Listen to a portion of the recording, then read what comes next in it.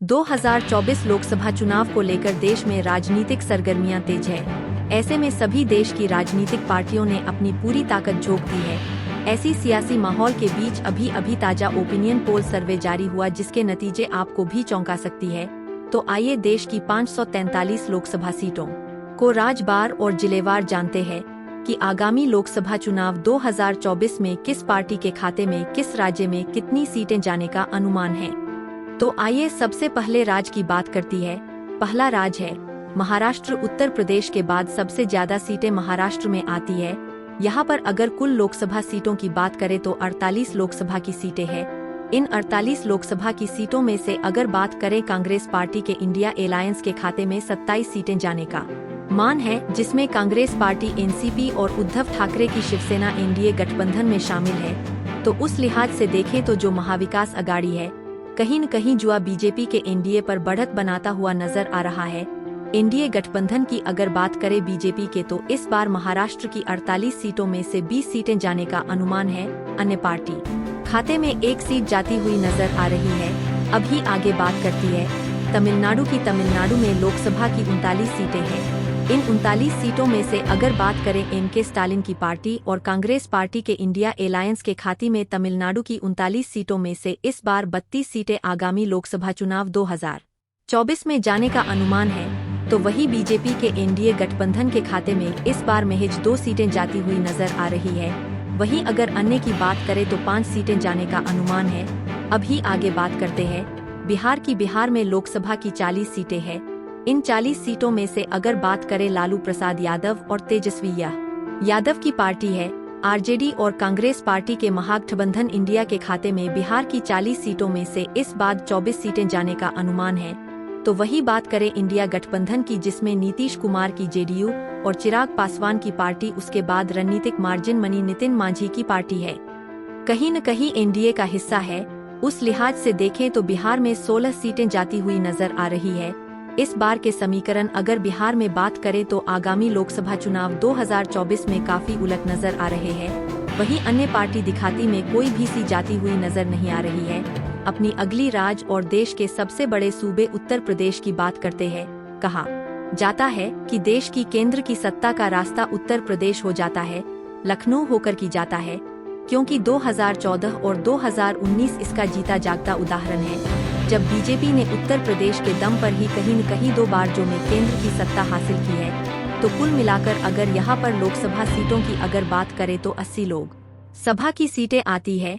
इन 80 सीटों में से अगर बात करें कांग्रेस पार्टी और समाजवादी पार्टी के इंडिया अलायंस की खाते में इस बार टीपी सीटें जाने का अनुमान है। तो वही बीजेपी की एनडीए गठबंधन की अगर बात करें तो उत्तर प्रदेश की 80 सीटों में से इस बार 45 सीटें जाने का अनुमान है। पिछले चुनाव में बीजेपी को यहाँ पर 62 सीटों पर जीत हासिल हुई थी। इस बार कहीं न कहीं घाटा होता हुआ नजर आ रहा है।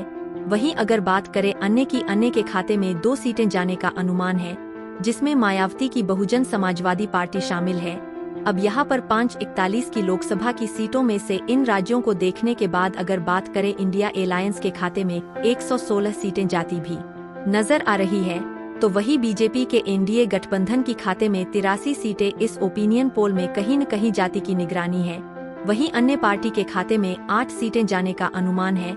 अभी अगली राज्य की बात करें नाराज है पश्चिम बंगाल। पश्चिम बंगाल में लोकसभा की 42 सीटें हैं। इन 42 सीटों में से अगर बात करें कांग्रेस पार्टी की इंडिया अलायंस के खाते में इस बार 6 सीटें जाने का अनुमान है। पिछले चुनाव में पश्चिम बंगाल में अगर अकेले दम पर यहाँ पर भी कम्युनिस्ट पार्टी ने चुनाव लड़ा तो 2 सीटें हासिल हुई थी। वही बात करें बीजेपी की एनडीए गठबंधन के घाटी में पश्चिम बंगाल की 42 सीटों में से 10 सीटें जाती हुई नजर आ रही है। पिछले चुनाव में बीजेपी ने यहाँ पर 18 सीटें जीती, तो कहीं न कहीं 8 सीटों का नुकसान होता हुआ नजर आ रहा। वहीं अगर अन्य की बात करें में टीएमसी पार्टी नहीं, ममता बनर्जी की टीएमसी पार्टी अकेले यहाँ पर चुनावी मैदान में पहले वो इंडिया गठबंधन का हिस्सा थी, लेकिन सीट शेयरिंग को लेकर कि टीएमसी पार्टी की बात इंडिया गठबंधन के साथ नहीं बनी। इस लिहाज से अगर देखें तो ममता बनर्जी ने अकेले चुनाव लड़ने का फैसला या तो कुल मिलाकर रद्दी की ममता बनर्जी की पार्टी को लगा दे। उसके अलावा दी के अन्य पार्टियों को तो पश्चिम बंगाल की 42 सीटों में से 26 सीटें जो है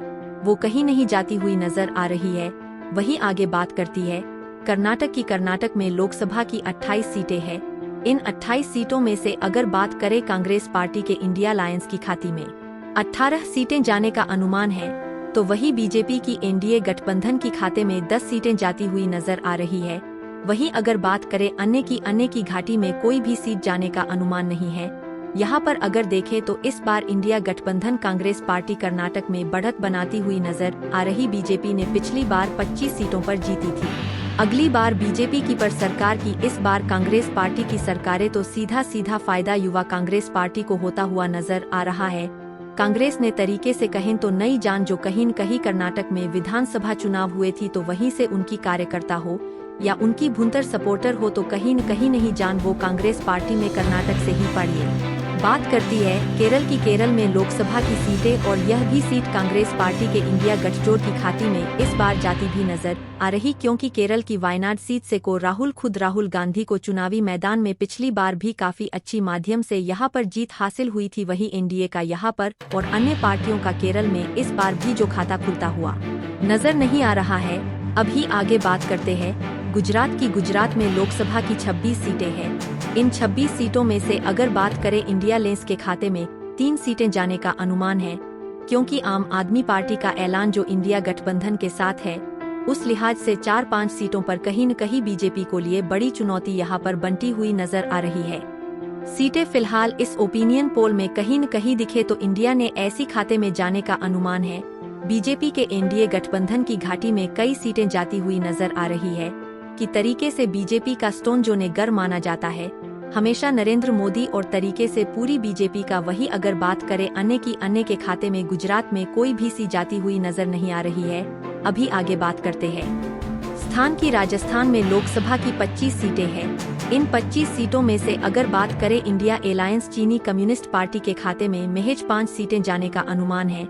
वही बीजेपी के एनडीए गठबंधन की घाटी में राजस्थान की 25 सीटों में से 20 सीटें जाती हुई नजर आ रही है। वहीं अन्य पार्टी के खाते में कोई भी सी जाने का अनुमान नहीं है। अब इन राज्यों को देखने की बात अगर फाइनल ओपिनियन पोल की यहाँ पर बात करें अब तक की राज देखने की बात, तो 168 सीटें इंडिया अलायंस के खाते में जाने का अनुमान है। तो वही बीजेपी के एनडीए गठबंधन की घाटी में 146 सीटें जाती हुई नजर आ रही है। पार्टी के खाते में 34 सीटें जाने का अनुमान है। तो इंडिया एलआईसी तरीके से इस बार आगामी लोकसभा चुनाव 2024 में बीजेपी की एनडीए गठबंधन पर बड़ा बनाता हुआ नजर आ रहा है।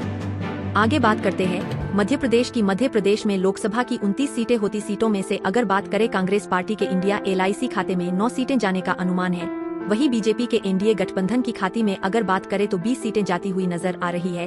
अन्य पार्टियों के खाते में अगर बात करें तो कोई भी सी जाने का अनुमान नहीं है।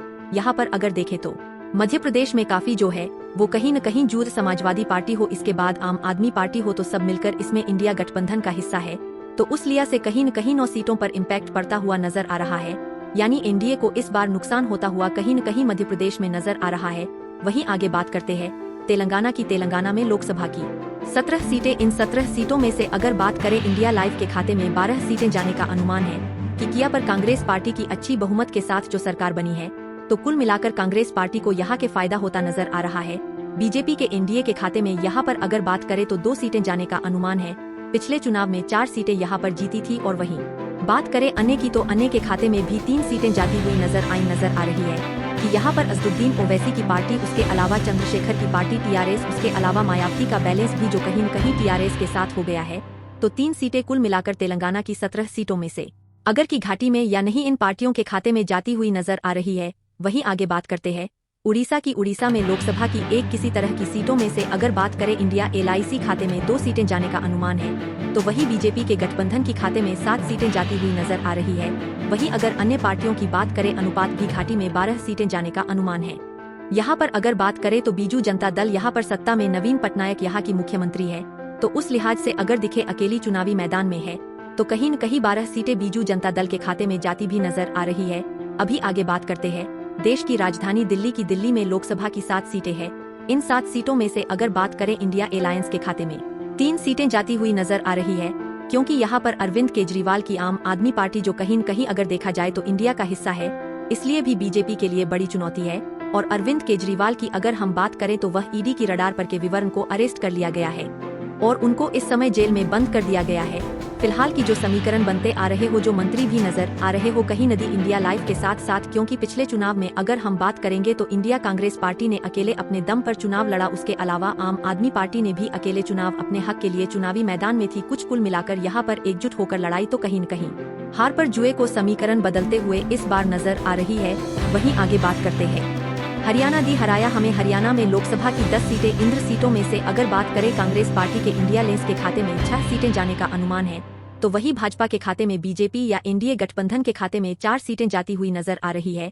यहाँ भी आम आदमी पार्टी कार्यालय सिंधिया गठबंधन के साथ होने के साथ बीजेपी के लिए बड़ी चुनौती बनती हुई नजर आ रही है। वहीं अन्य की घाटी में कोई भी सीट जाने का अनुमान नहीं है। अब यहाँ पर अगर बात करें यही फाइनल इन राज्यों को देखने की बात, तो 200 सीटें कहीं न कहीं इंडिया ने सिखाती में जाने का अनुमान है कि सुपीरियर पोल के अनुसार तो वही 183 सीटें भाजपा की एनडीए गठबंधन के खाते में जाती हुई नजर आ रही है। अन्य पार्टी के खाते में 49 सीटें फिलहाल जाती हुई नजर आ रही है। तो इंडिया गेट व ईंधन और बीजेपी के एनडीए गठबंधन के बीच अगर देखें तो कांटे की टक्कर इस बार होती हुई नजर आ रही है। अभी आगे बात करते हैं पंजाब में लोकसभा की 13 सीटें हैं। इन 13 सीटों में से अगर बात करें कांग्रेस पार्टी के इंडिया अलायंस के खाते में 12 सीटें जाने का अनुमान है, तो वही भाजपा की एनडीए गठबंधन के खाते में 0 सी जाती हुई नजर आ रही। अन्य पार्टी के खाते में 1 सीट जाने का अनुमान है। वहीं आगे बात करती है आंध्र प्रदेश में लोकसभा की 25 सीटें हैं। इन 25 सीटों में से अगर बात करें कांग्रेस पार्टी के इंडिया अलायंस के खाते में 2 सीटें जाने का अनुमान है, तो वही बीजेपी के एनडीए गठबंधन और टीडीपी जो पाती है चंद्रबाबू नायडू की बुकहीना बीजेपी की एनडीए का हिस्सा है, उस लिहाज से 3 सीटें इस बार जाती आ रही है। पिछले चुनाव में बीजेपी का यहाँ पर खाता नहीं खुला था, इस बार 3-4 सीटें कहीं न कहीं अगर देखें तो एनडीए को इस बार मिलने का अनुमान है। वहीं अगर बात करें अगर की खाते में या जगन मोहन रेड्डी की पार्टी वाईएसआरसीपी के खाते में नजर देखें तो ये अन्य में जो सीटें आंध्र प्रदेश की 25 सीटों में से कहीं न कहीं इस बार जाती हुई नजर आ रही है। वहीं आगे बात करते हैं असम में लोकसभा की 14 सीटें हैं। इन 14 सीटों में से अगर बात करें कांग्रेस पार्टी की इंडिया गठजोड़ की खाते में 8 सीटें जाने का अनुमान है, तो वही भाजपा के एनडीए गठबंधन के खाते में 5 सीटें जाती दिख रही है। क्योंकि यहाँ पर अगर दी के तो भाजपा की सरकार है और हेमंत विश्व शर्मा यहाँ पर मुख्यमंत्री भी है, तो कई बार उनकी बयानबाजी इस तरीके की रहती है, तो उसे समीकरण काफी उलट यहाँ पर इस हुआ नजर आ रहे हैं। वहीं अन्य पार्टी के खाते में भी 1 सीट जाती हुई नजर आ रही है, क्योंकि पहले हेमंत शर्मा कांग्रेस पार्टी में शामिल थी, उन पर कई तरीके ब्रसेल्स भ्रष्टाचार के आरोप भी लगे। तो एक तरीके से यहाँ पर देखा जाए, क्योंकि और जो अन्य पार्टियों के नेता है वह यदि की रडार पर आईडी का और सीबीआई की जांच लिए तो कहीं न कहीं बीजेपी यहाँ पर सवालों के घेरे में भी है, उस लिहाज से भी यहाँ के समीकरण काफी उलझ जुड़े इस बार नजर आएंगी। अभी आगे बात करती है झारखंड में लोकसभा की 14 सीटें हैं। इन 14 सीटों में से अगर बात करें ने है जो यहाँ पर झारखंड मुक्ति मोर्चा और कांग्रेस पार्टी की यूपीए की यहाँ पर सरकार है, उस लिहाज से देखें तो एनडीआरएफ के खाते में 8 सीटें जाती दिख रही है। भाजपा के एनडीए के खाते में इस 5 सीटें जाने का अनुमान है। अन्य पार्टियों की खाते में 1 सीट जाती भी मेरा नजर आ रही है। यहाँ पर भी अगर दिखे तो कहीं न कहीं जो हेमंत सोरेन है वो यदि की डाक है और उनको इस बार इस समय वो जेल में है, तो जो सहानुभूति आदिवासी मुख्यमंत्री का इस तरीके से पद से हटाना, इस्तीफा देना, यह कहीं न कहीं जो है वह वहाँ की जनता है। आदिवासी मुख्यमंत्री होने के साथ सहानुभूति इंडिया गठबंधन के साथ और हेमंत सोरेन के साथ या फिर हाल फिलहाल नजर आ रही है।